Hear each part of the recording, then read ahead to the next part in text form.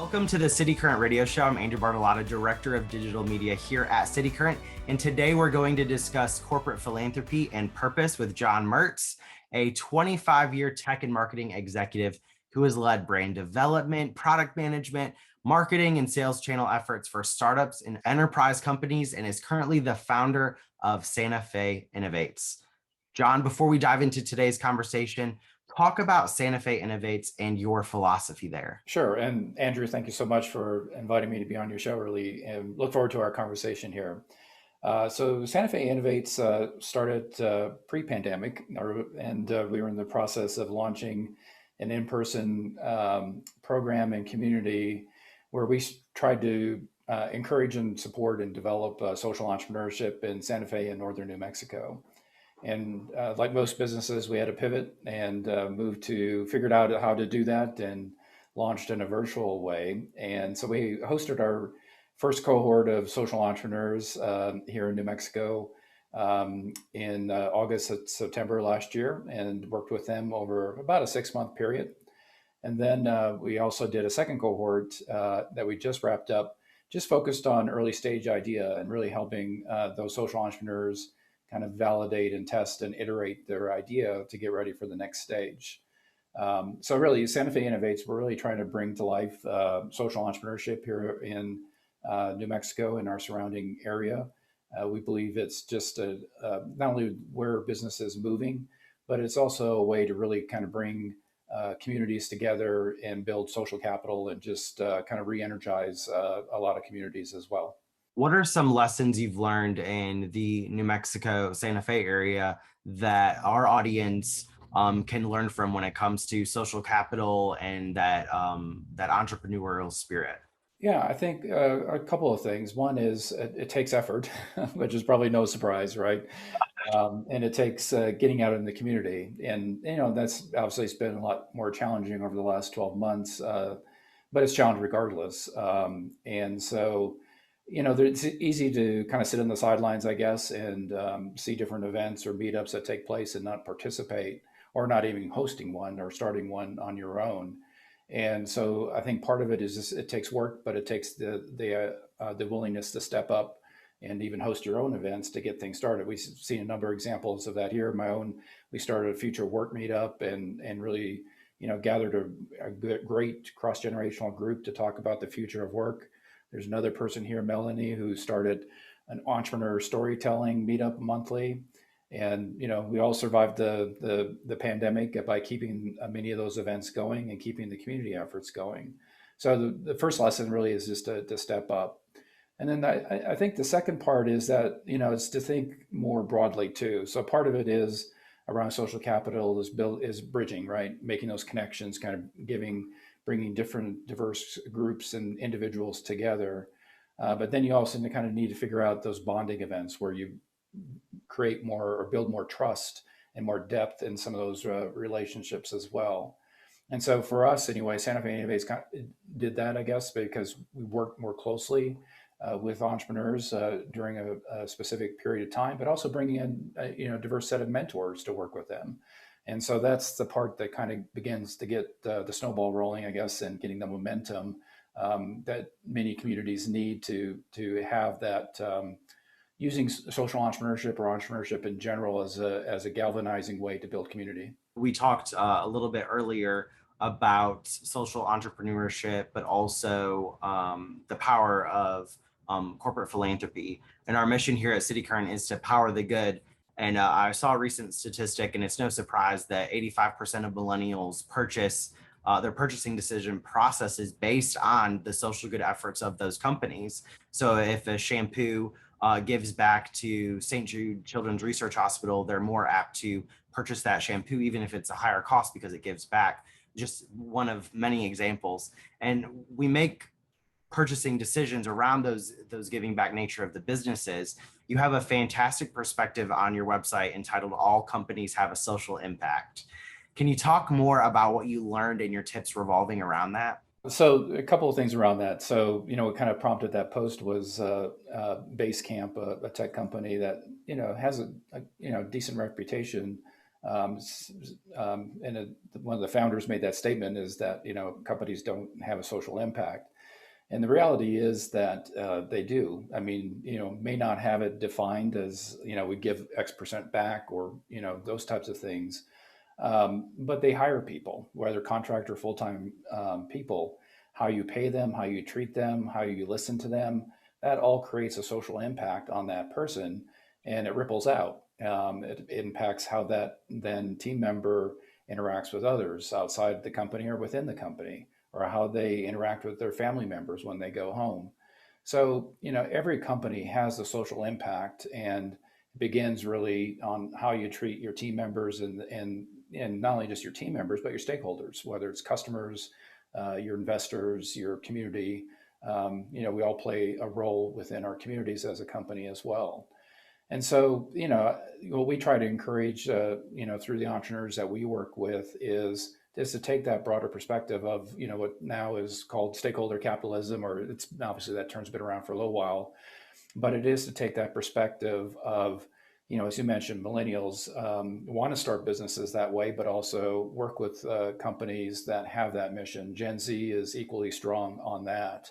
And so how can we build a company with that mindset and balance that purpose and profit mission as they navigate challenges of any company, but even more so as an entrepreneur, and then even greater as a social entrepreneur, because you have more tensions that you have to try to navigate within that. So anyway, I think the good news is I think a lot of businesses are changing that perspective. They're understanding their role, that many people are looking to them as a trusted leader to try to promote and foster positive change, not only within companies, but within our communities and society. And, it's something that really is embedded in some of the initial philosophies around what we now know as capitalism. And so we really need to kind of re-engage some of those virtues. With social impact, there's also a rise in CEO activism and, where companies and those leaders inside the companies where they stand on certain societal issues. So you also have a post in Perspective that I really admired called in talking about how CEO activism needs a modern day blueprint, which talks about how business leaders should take on issues of social and environmental importance. And I love, you said, quote, it's a new day for stakeholder capitalism, which you just talked about. Talk about how leaders should empower their businesses for the common good. Some will argue that businesses and business leaders should not get involved in that. But the reality is it's been around for a while. There's a great book called We the Corporations that discusses how companies got their civil rights much more quickly than many minority groups in our society.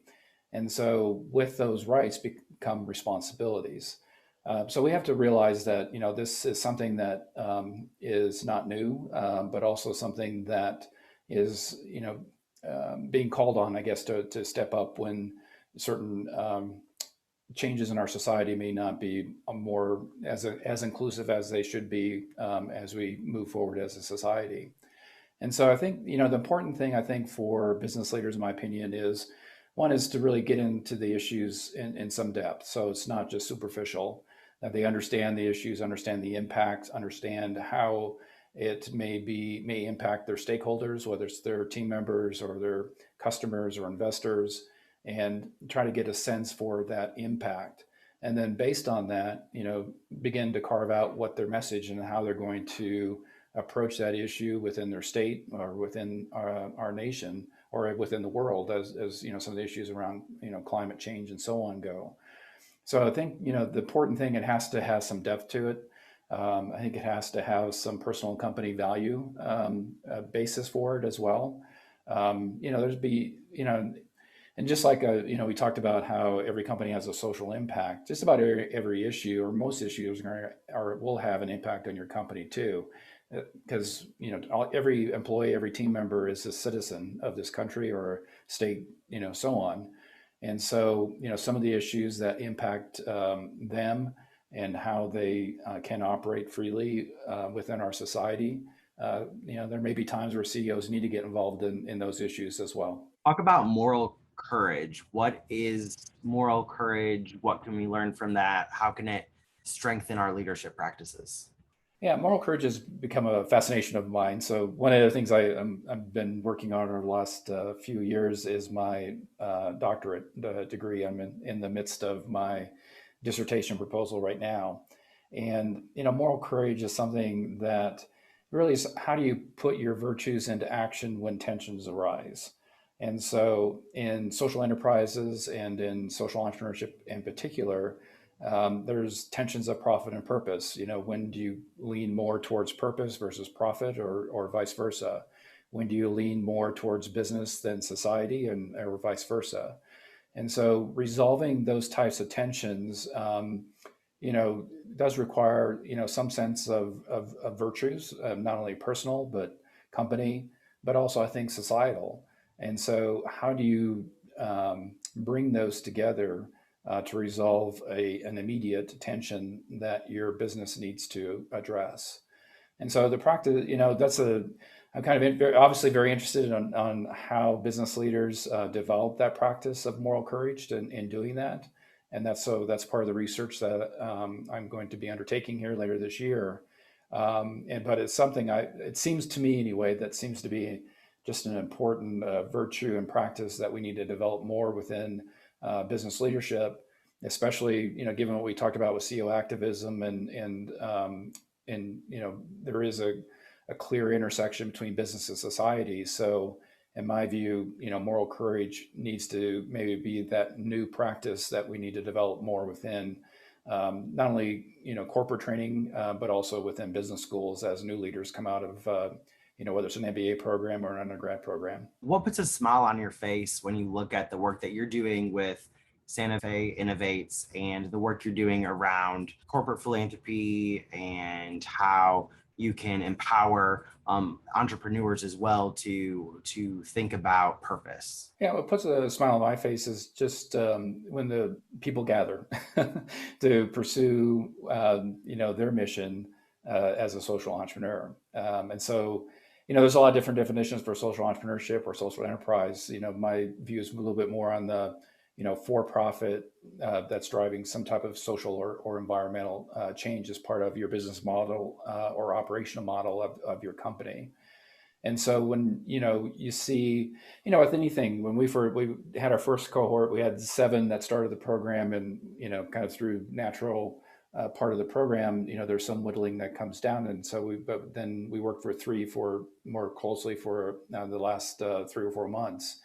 And then to see the second cohort come together, it's starting at 15, and just seeing that size double, and just the diversity of ideas, the diversity of people and entrepreneurs, and the diversity of backgrounds, that are inspired by trying to change a part of the world in a business oriented way, and eagerness to learn and to really just dig in. And it's more than just the entrepreneurs. I mean, because it's not just, if it was just me and the entrepreneurs, we'd make some progress, but we make even more progress by the diversity of the mentors that have joined us and have given up their time to work with these entrepreneurs on a weekly basis. And, in our case, in particular on Saturdays, when we gathered for virtual workshops. So, it really does take a community to make these types of programs work.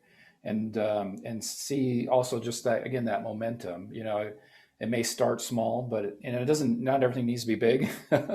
But if you can see some momentum, and that others get inspired by the work of the previous cohort, and there's some building upon that, then everybody benefits, I believe, not only just the entrepreneurs, but the communities in which we live as well.